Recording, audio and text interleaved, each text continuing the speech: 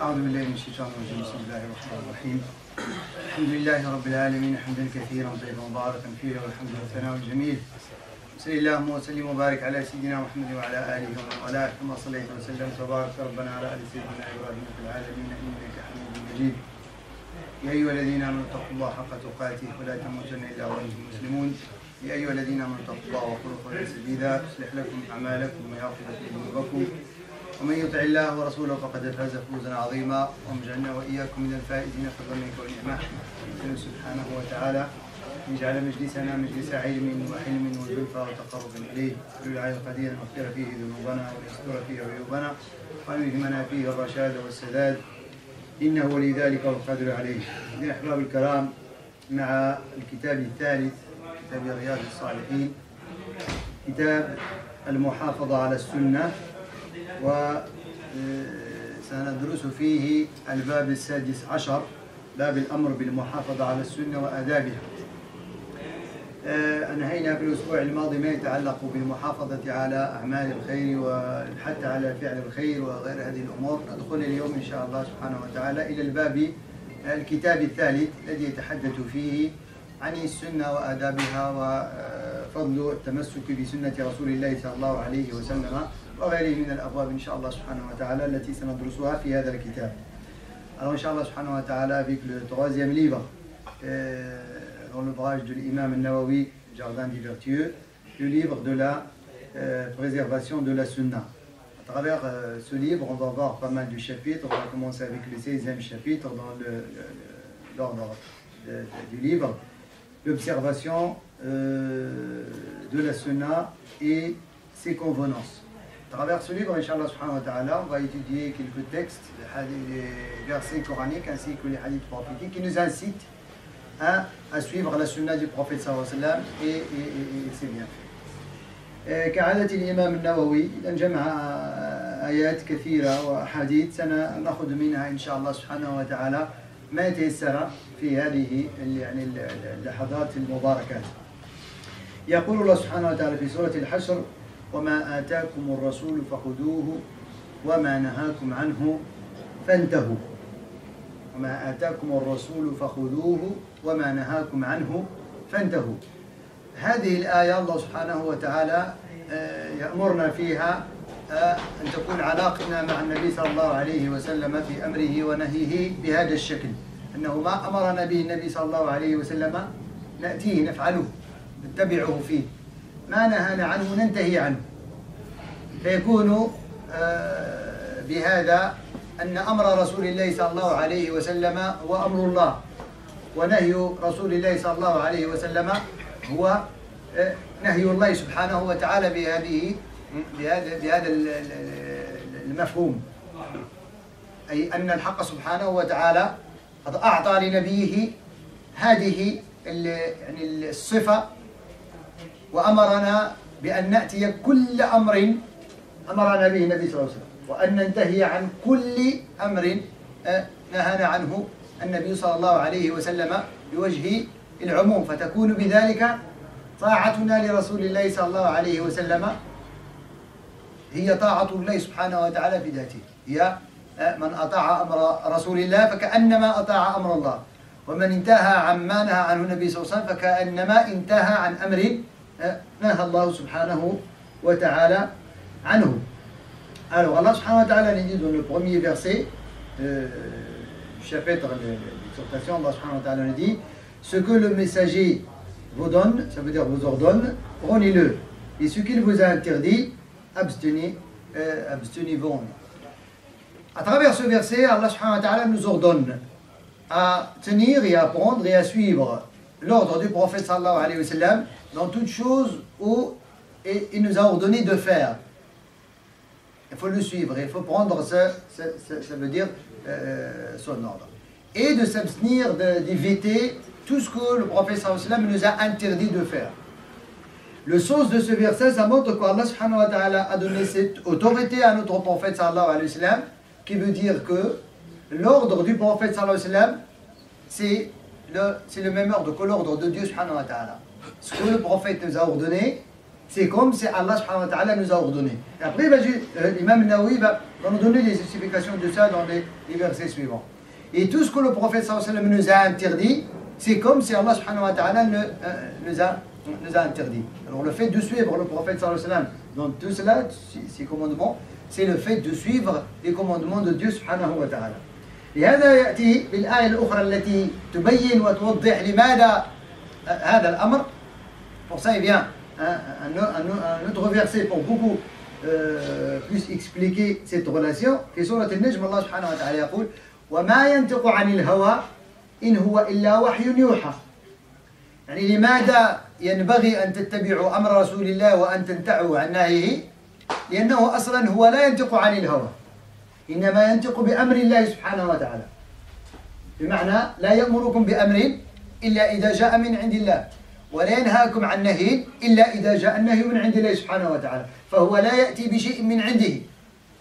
ذلك جاء الآية وما ينطق عن الهوى. عن الهوى يعني عن هواه، عن نفسه هكذا، ويحب فقط يأمركم ويحب فقط ينهيكم. لا، القرآن يزكيه، وهذه تزكية من القرآن الكريم للنبي صلى الله عليه وسلم، يزكيه بأن أمره من الله تعالى ونهيه من الله سبحانه وتعالى.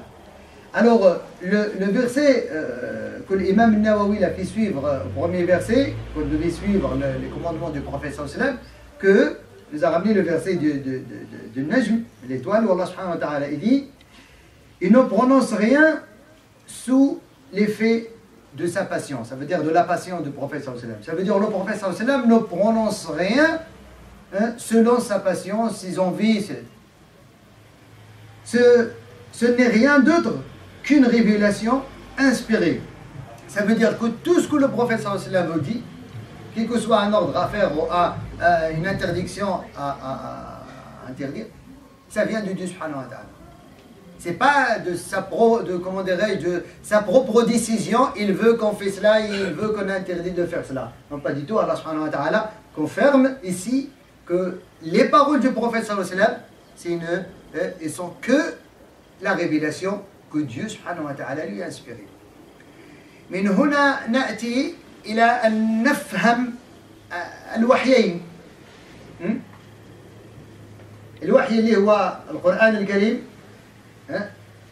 اللي النبي صلى الله عليه وسلم تلقاه بلفظه ومعناه، والوحي الذي هو السنة النبوية اللي النبي صلى الله عليه وسلم تلقى معناها وعبر عنها بلفظه. إذا الوحي القرآن نزل وعلم جبريل للنبي صلى الله عليه وسلم هذه الآية وهذه الصورة وهكذا، وبلغ النبي صلى الله عليه وسلم. ثم مع هذا الوحي الله سبحانه وتعالى خص النبي صلى الله عليه وسلم بأمور ليس من الضروري أن يأتي جبريل ليحكي للنبي صلى الله عليه وسلم أن قل للأمة هذا الحديث، ولكن النبي صلى الله عليه وسلم الله سبحانه وتعالى يلهمه هذا الأمر وهذا الفهم، ويبين له كيف يبين للناس التنزيل، سواء في شرح القرآن الكريم أو في تحريم الأمر لم يرد في القرآن الكريم أو في تفصيل بعض الأمور. ونذكر على سبيل المثال مثلا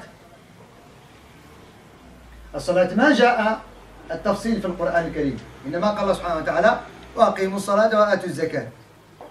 طيب، وحتى الزكاة في حد ذاتها، طيب، وحتى الحج في حد ذاته.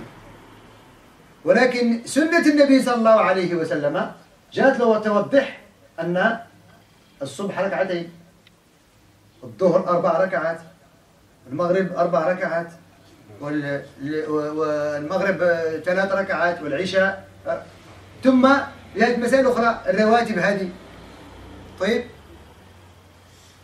الحج نفس الأمر، ذكرت بعض الأمور في السعي بين الصفا والكذا، ثم يعني الحلق، ثم رمي الجمرات، ثم الزكاة، العشر، ربع العشر، نصف يعني العشر فيما يعني سقي بآلات السقي وكذا.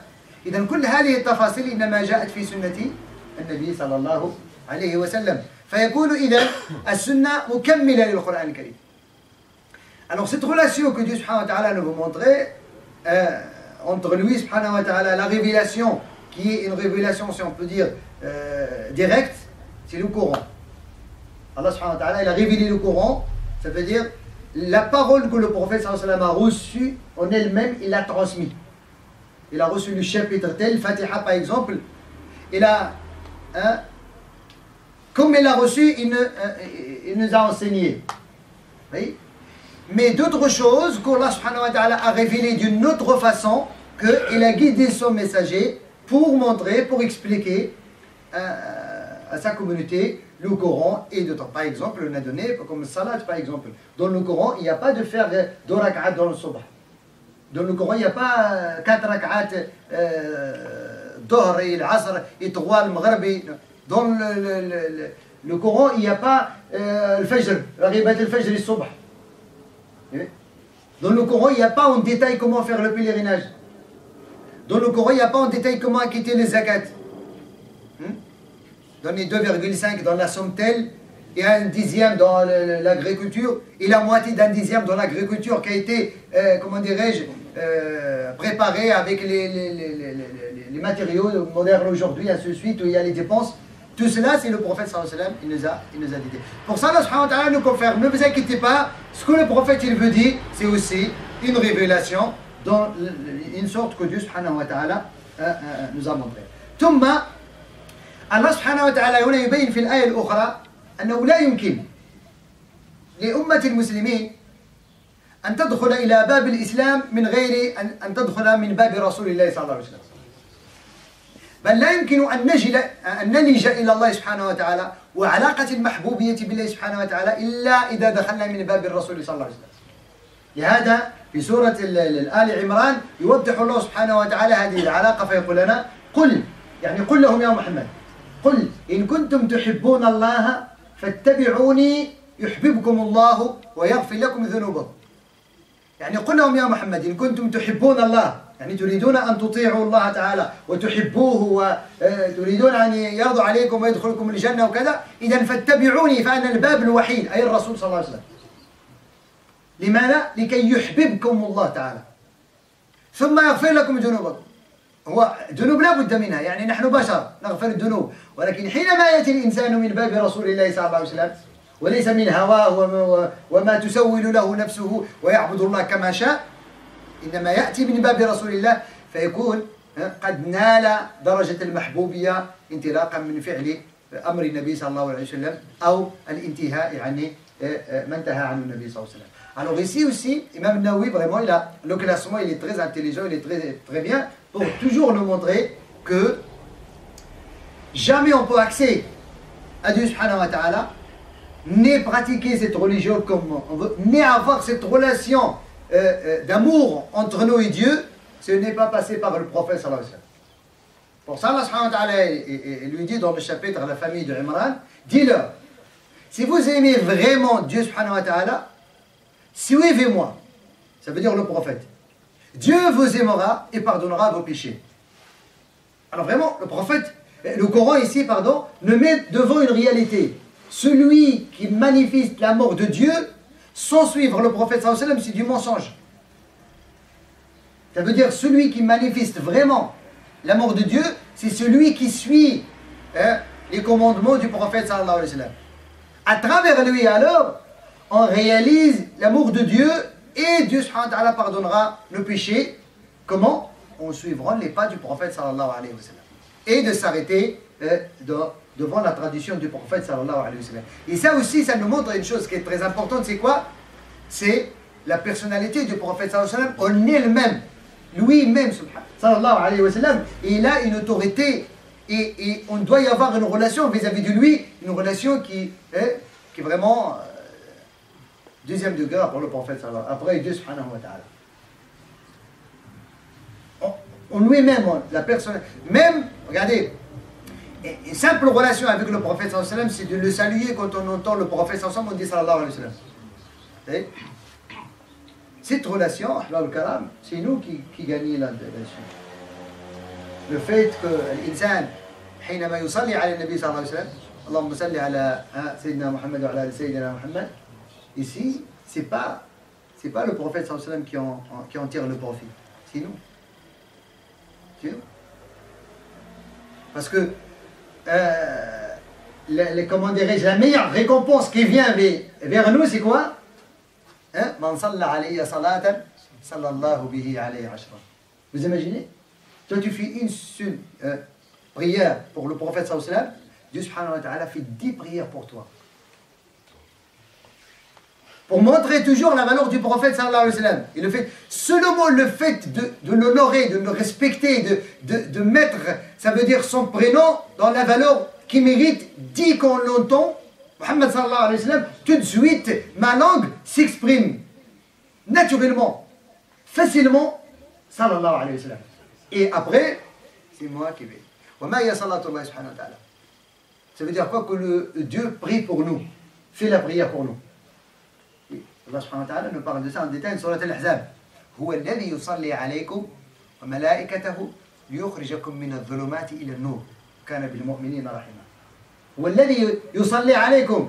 Ça veut dire c'est Allah subhanahu wa ta'ala qui fait sa prière pour vous, ainsi et ses anges, pour vous faire sortir des ténèbres vers la lumière.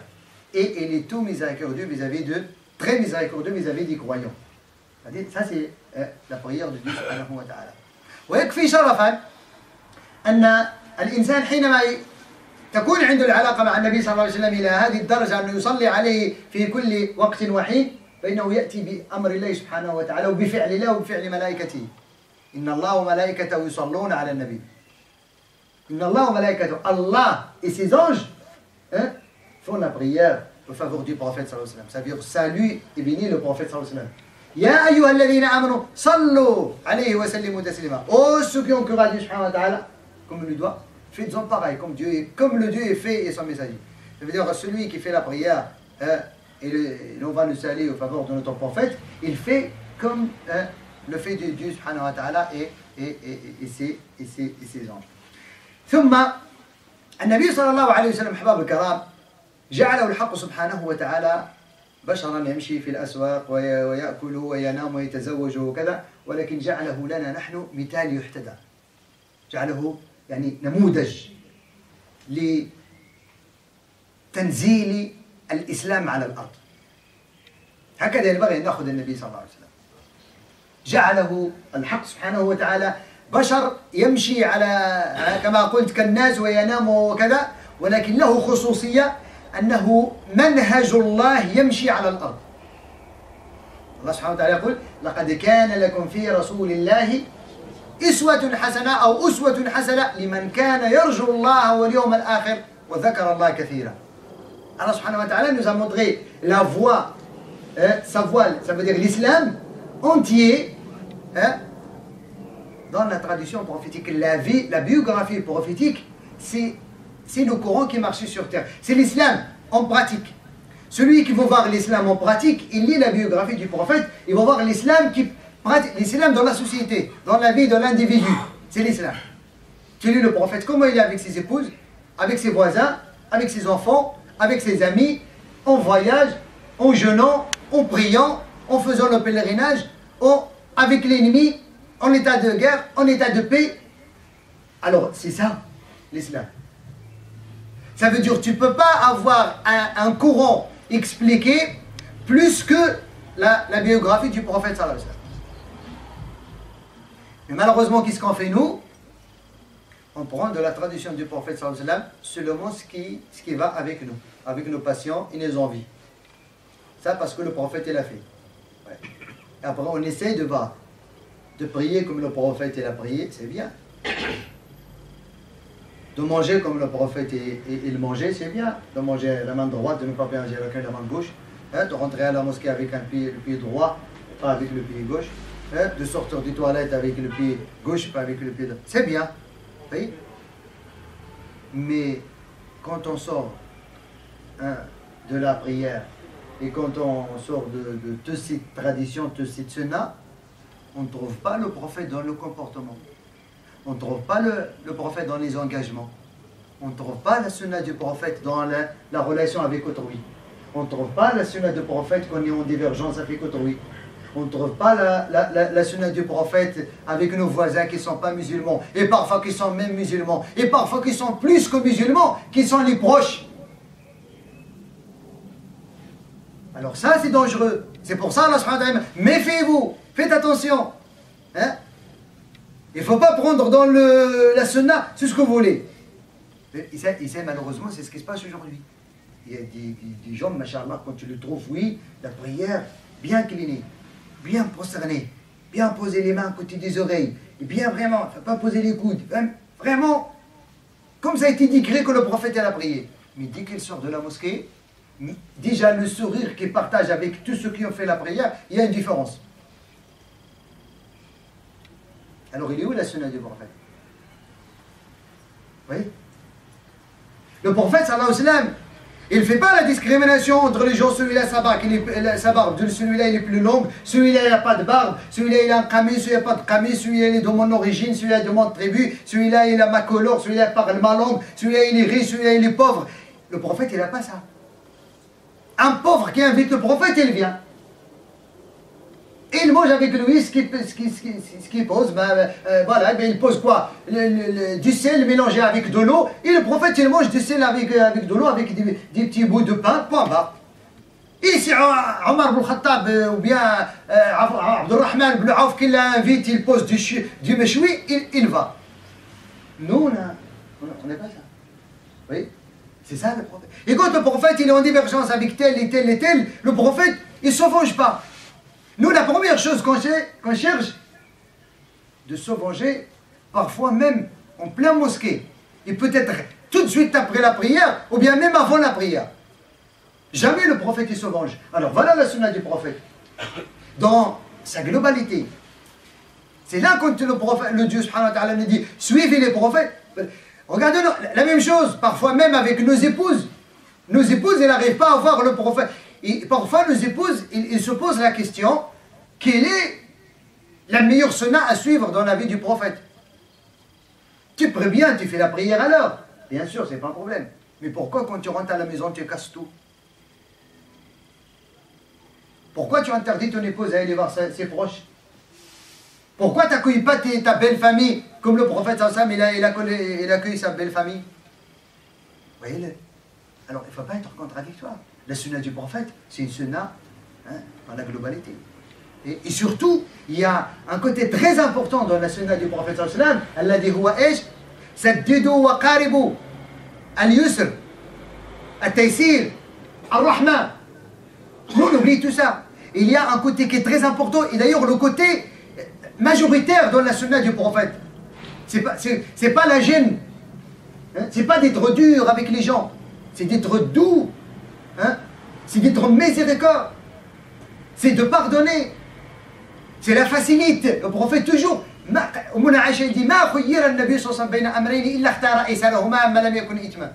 jamais le prophète il avait le choix entre deux choses, tout de suite il choisit celle la plus facile tant que ce n'est pas une désobéissance. Nous aujourd'hui on cherche celle la plus dure. C'est contradictoire avec la sunna du prophète. Même si on fait d'autres choses qui sont sunna. C'est très important à savoir, c'est cela que Allah subhanahu wa ta'ala il dit. Et surtout, c'est pour ça, je finis avec ce verset qui est aussi très important. Allah subhanahu wa ta'ala dit فَلَا وَرَبِّكَ لَا يُؤْمِنُونَ حَتَّى يُحَكِّمُوكَ فِيمَا شَجَرَ بَيْنَهُمْ ثُمَّ لَا يَجِدُوا فِي أَنفُسِهِمْ حَرَجًا مِمَّا قَضَيْتَ وَيُسَلِّمُوا تَسْلِيمًا. Jamais on peut vraiment être les vrais croyants comme il le faut, tant qu'on n'a pas, on ne suit pas le jugement du prophète sallallahu alayhi wa sallam quand il juge entre nous dans deux choses et on n'est pas satisfait de son jugement. On ne peut pas être croyant. Alors regardez aujourd'hui, l'état de la Ummah musulmane, interne. On ne parle pas de sa relation avec les non-musulmans. Regardez seulement l'état de la Ummah musulmane. Est-ce que vraiment on suit la sunna du prophète sallallahu alayhi wa sallam dans sa miséricorde, dans sa douceur, dans sa facilité, dans son pardon, dans tous ses comportements nobles du prophète sallallahu alayhi wa sallam. حينما يقول النبي صلى الله عليه وسلم لا يؤمن أحدكم حتى يحب لأخيه ما يحب لنفسه. هذه سنة. C'est la parole du prophète, c'est là. Ça, c'est pas un courant. C'est pas la première degré de la révélation. Le deuxième degré de la révélation, le hadith. C'est notre sujet. Alors le prophète sallallahu alayhi wa sallam dit, l'un de vous ne peut jamais être un véritable croyant tant qu'il n'aime pas à son frère ce qu'il aime à lui-même. Ça c'est la sunna. Alors, il est où cette sunna dans notre vie? Parce que le prophète, il nous a dit, l'un de vous ne peut pas être un véritable croyant tant qu'il ne fait pas beaucoup de prières, tant qu'il ne fait pas beaucoup de jeûnes, tant qu'il ne fait pas beaucoup de pèlerinage. Il ne nous a pas dit ça. Mais il nous a dit, tant que toi tu n'es pas... Et ici, il a dit à ton frère. Et regardez, tu sais, بعض العلماء فسروا le frère ici, يا en général. C'est pas seulement les akhi musulmans. Ça veut dire quoi? كما قال سيدنا علي إنما الناس واحد من ثلاثة أخوك في الدين أو أخوك في النسب أو أخوك في التراب. Ali ibn Abi Talib, il a dit, tu as trois catégories de fraternité. Soit tu es devant un frère du sang, ou bien un frère de religion, ou bien un frère d'humanité. Du sable, tu partages avec lui.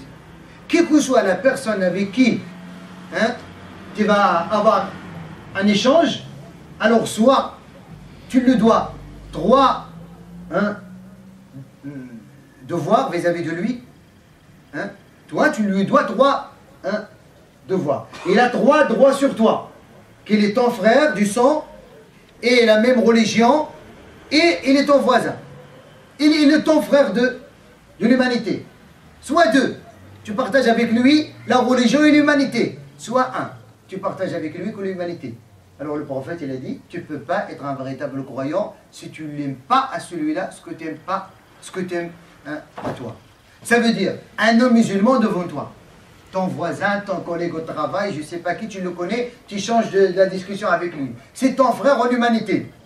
Si tu veux réaliser ce hadith, que tu lui aimes ce que tu aimes à toi, simplement, toi tu aimes y aller au paradis ou en enfer? Automatiquement, tout le monde va dire, moi je vais aller au paradis. Alors tu veux être un véritable croyant si tu aimes ce non-musulman qui aille au paradis comme toi. Tu fais en sorte qu'il aille au paradis. Ça veut dire quoi?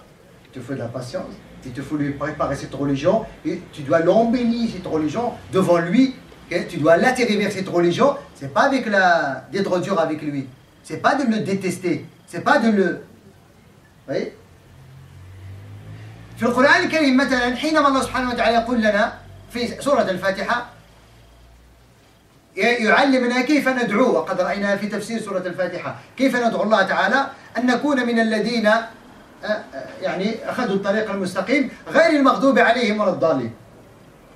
غير المغضوب عليهم ولا الضالين، التفاسير جاءت المغضوب عليهم اليهود ولا الضالين النصارى. طيب، هل من الحكمة حينما تريد أن تدعو يهوديا أو نصرانيا أن تبدأه بهذه الآية؟ تقول أنت من الضالين أو اليهود أنت من المغضوب عليهم. هل النبي صلى الله عليه وسلم ثبت عنه في سنته وفي حياته وفي دعوته أنه قال اليهودي أنت من المغضوب عليهم؟ القرآن قالها، ولكن من باب أن يبين لنا الله سبحانه وتعالى المثال الذي لا ينبغي أن نكون مثله. ولكن حينما جاء القرآن الكريم ليبين العلاقة بين هؤلاء قال ولا تجادلوا أهل الكتاب إلا بالتي أحسن.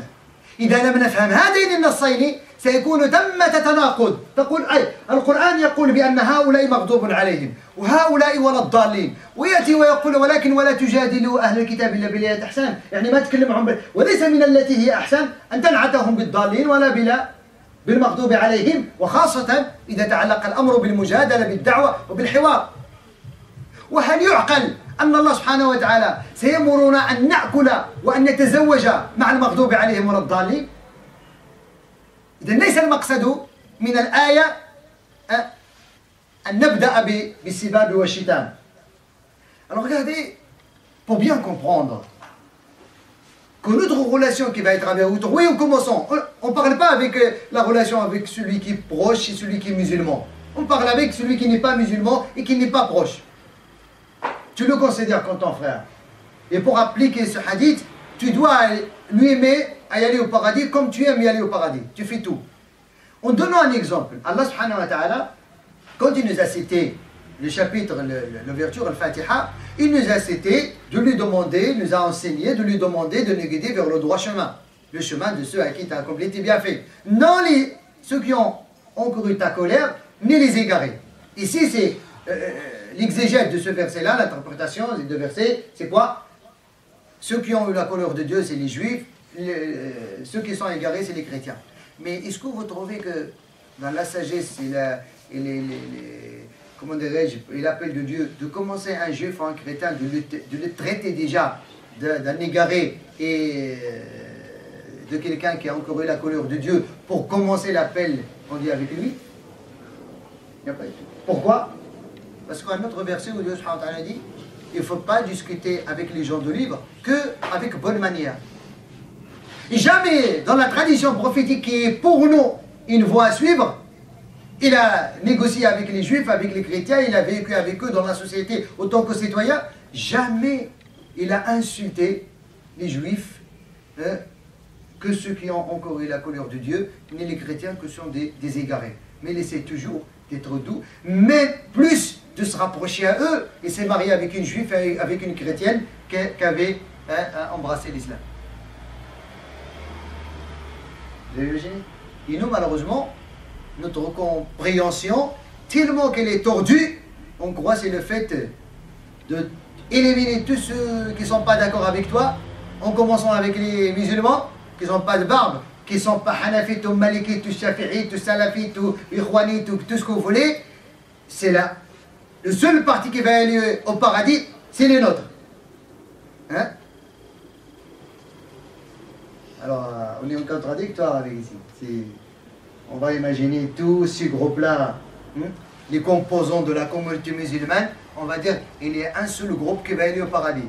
Alors, contradictoire avec la sunna des prophètes qui nous a dit que vous êtes la majorité du paradis. Alors si on prend un seul groupe par rapport à tous les groupes, alors c'est une minorité dans la minorité. Et le prophète il a dit, vous êtes, j'espère que vous serez la moitié, beaucoup plus que la moitié au paradis. Alors on trouve à peine un groupe qui s'appelle tel, je ne vais pas dire les noms, peut-être, et là on va trouver, il y a quoi? Il y a 2 millions de personnes qui sont sympathiques avec le groupe, avec leur chic. Ça veut dire que Dieu il a préparé le paradis que pour vous. Et tous les autres, non, c'est des innovateurs, non, c'est des égarés, ils vont tous aller en enfer. Alors c'est contradictoire avec la sunna du prophète. Oui, il faut faire attention à ça. Pourquoi? Pour ne pas venir le jour dernier, et le prophète sans ça va te dire, tu n'as pas suivi mes traces, tu n'as pas suivi mon exemple, tu n'as pas fait ce que j'avais fait, tu as trahi ma tradition, tu n'as pas été comme le Dieu subhanahu wa ta'ala t'a demandé, et soi-disant tu suis la sunna du prophète. Parce qu'aujourd'hui, au nom de la sunna, on fait des dégâts. Et au nom de l'islam, il faut des dégâts. Et regardez Daesh, entre parenthèses, ce qui s'appelle l'État islamique et l'islam, il est innocent de leurs actions. Ils commencent avec leurs propres frères. Avec leurs propres frères. C'est grave. Alors, on a carrément compris la sunna autrement. ثم أحباب الكرام أختم بهذا الحديث لأن الكلام في هذا الأمر مهم ونحن دائما نأخذ لبه. النبي صلى الله عليه وسلم يقول لنا في حديث متفق عليه دعوني ما تركته إنما أهلك من كان قبلكم كثرة سؤالهم واختلافهم على أنبيائهم فإذا نهيتكم عن شيء فاجتنبوه وإذا أمرتكم بأمر فأتوا منه ما استطعتم. إذا النبي يقول لنا دعوني ما تركته، يعني ما تسولوني بزاف، تبدا تسولوني بزاف غادي نعطيكم بكثرة الأحكام وما تقدروش عليها. كما قال النبي صلى الله عليه وسلم قال يا أيها الناس حجوا، فقال رجل أكل عام يا رسول الله؟ فسكت النبي ما جاوبوه، قال أكل عام يا رسول الله؟ عاودها أكل عام يا رسول الله؟ وسكت حتى الثالثة. قال دعوني ما تركتكم لو قلت نعم لوجبت ولا ما أطقتم ولا ما استطعتم. النبي قال واحد المرة يا الناس حجوا، اللي قد يحج يحج. واحد صاحبي قال لي يا رسول الله واش كل عام اللي قد يحج يمشي يحج؟ والنبي ما بحال ما تصنت ليه، دار بحال ما تصنت ليه ما تسمعلوش، وعاودها ليه ثاني يا رسول الله واش كل عام اللي خصنا نمشيو للحج؟ بحال الصلاة كل نهار خصنا نصلوا 5 والنبي بحال ما جاوبوا. لا troisième fois il insiste. قال النبي خلوني اتركوني ما تركتكم. إلا ما عطيت التفصيل خلي الأمر كل واحد يفهم اللي حب. لأنه لو قلت نعم وكون جاوب له النبي قال لي هي كاع اللي عنده النصاب كل عام ديال الحج خصو يحج. سي امبوسيبل. سي با بوسيبل. حتى ولو كان عندك بما تحج كل عام سي با بوسيبل. مشاغل الدنيا والصحة ومجموعة من الأمور زي تما لا يمكن كل عام يمشيوا كل الناس الحج اللي كانوا العام الفايت واللي يعاود يجيو هذا العام سي با بوسيبل. وهذا الآن الكوتا de l'Arabie Saoudite nous montre aujourd'hui la facilité du prophète qui fait après 5 ans tu refais le pèlerinage. Pas avant. Parce que c'est pas possible qu'1 milliard de musulmans ils vont se rencontrer dans un seul endroit. Et je peux dire même la moitié ou bien un tiers d'1 milliard, c'est pas possible. Le prophète sallallahu alayhi wa sallam, il regarde ça auparavant. Pour ça il leur a dit, laissez-moi tranquille tant que je veux laisser. Tant que j'ai pas tout détaillé, laissez les choses, chacun fait ce qu'il peut. Parce que ce qu'a égaré les communautés auparavant, c'est ils ont posé beaucoup de questions, ils n'arrêtent pas d'insister et de chercher des détails auprès de leur prophète, et après, ils se sont en divergence dans la compréhension de leur prophète, ce qu'ils leur ont dit. Moi, si je vous interdis quelque chose, arrêtez, cessez de la faire. Si je vous ordonne quelque chose, faites-en ce que vous pouvez. Regardez la facilité. Si je vous ai ordonné de faire quelque chose, faites ce que vous pouvez dans telle chose. Si vous ne pouvez pas faire telle chose, ça y est, Allah a déchargé de responsabilité parce que je ne peux pas faire tout ce que le prophète il avait dit. Il ne faut pas croire que la sunna c'est de voir de loin, alors lui il pratique la sunna. Rien à voir. Tu ne peux pas juger quelqu'un de loin qu'il pratique la sunna. Tant que tu n'as pas vu ses comportements, tu n'as pas vu comment il réagit, tu n'as pas vu comment il pense, tu n'as pas vu sa relation avec les objets ou lui avec les êtres humains. C'est cela la sunna du prophète sallallahu alayhi wa sallam dans toute sa globalité. لمن أراد أن يفهم إيش السنة للنبي صلى الله عليه وسلم. وسنة النبي صلى الله عليه وسلم ليس بهذا الفهم يعني des petites. C'est vrai. أمور يعني هذه حياتنا كلها. يعني الأكل باليمين، النوم بداية النوم باليمين، كما قلنا دخول المسجد باليمين، الأدعية الصباح والأذكار وكذا، كل هذه الأمور مهمة جدا، ولكن كذلك هناك ما هو أهم وهي المعاملات. La relation avec autrui. C'est vrai que la sunna du prophète, c'est comme on dit de manger avec la main droite, de rentrer à la mosquée, de sortir de la mosquée comme le prophète l'a fait, et ainsi de suite. Tout cela, c'est... Mais il y a aussi une chose qui est très importante, dont on est beaucoup loin de la sunna du prophète, c'est le comportement. C'est la relation entre nous. Vous imaginez qu'on n'arrive pas à se mettre d'accord pour un calendrier de la prière. On n'arrive pas à se mettre d'accord pour jeûner tous ensemble et de fêter tout ensemble. Vous imaginez? Pourquoi ça? Parce qu'il y en a qui croient que le sunnah du prophète ensemble c'est de diviser. C'est pas de réunir. Non, le sunnah du prophète ensemble. Là où il y a l'union du musulman, tu trouves la sunnah du prophète. Dès qu'il y a quelque chose, même si c'est comme dit l'imam Ibn Taymiyyah, même si on prend une simple compréhension d'une minorité de savants, mais il y a l'unité, alors c'est là la sunna du prophète. La sunna du prophète, c'est avec l'unité, c'est pas avec la division. Alors là où il y a la compréhension. Et quand tu trouves au nom de la sunna du prophète qui emmène à la division, croyez-moi, c'est pas la sunna du prophète. Ce qui emmène à la division, c'est pas la sunna du prophète. Sallallahu alayhi wa sallam. Ce qui emmène à la violence, c'est pas la sunna du prophète. Ce qui emmène à la gêne, c'est pas la sunna du prophète. Ce qui emmène à la haine, c'est pas la sunna du prophète. Et ensuite de suite. C'est clair. Mais ce qui emmène vers le bien, l'unité, l'amour, la fraternité, tout ça, ça c'est la sunna du prophète. Même si le prophète il n'a pas dit littéralement en phrase. Mais cette action, si on mène à l'unité, alors là tu trouves l'intérêt, la sunna du prophète. et la sunna de la religion entière. نسأل الله العلي القدير أن يوفقنا وإياكم في خير وأن يجعلنا ممن يتبعون سنة النبي صلى الله عليه وسلم حق الاتباع وحق الفهم وأن ينزلها كما نزلها النبي صلى الله عليه وسلم باليسر والرحمة والتيسير والمحبة والأخوة بين الناس وبين المسلمين عامة إنك ربنا ولي ذلك والقادر عليه. اللهم اغفر ذنوبنا واستر عيوبنا واهد قلوبنا علمنا علما ينفعنا وباركنا فيما علمتنا وزدنا علما وصل اللهم وسلم وبارك على سيدنا محمد والحمد لله رب العالمين وشكر الله السلام.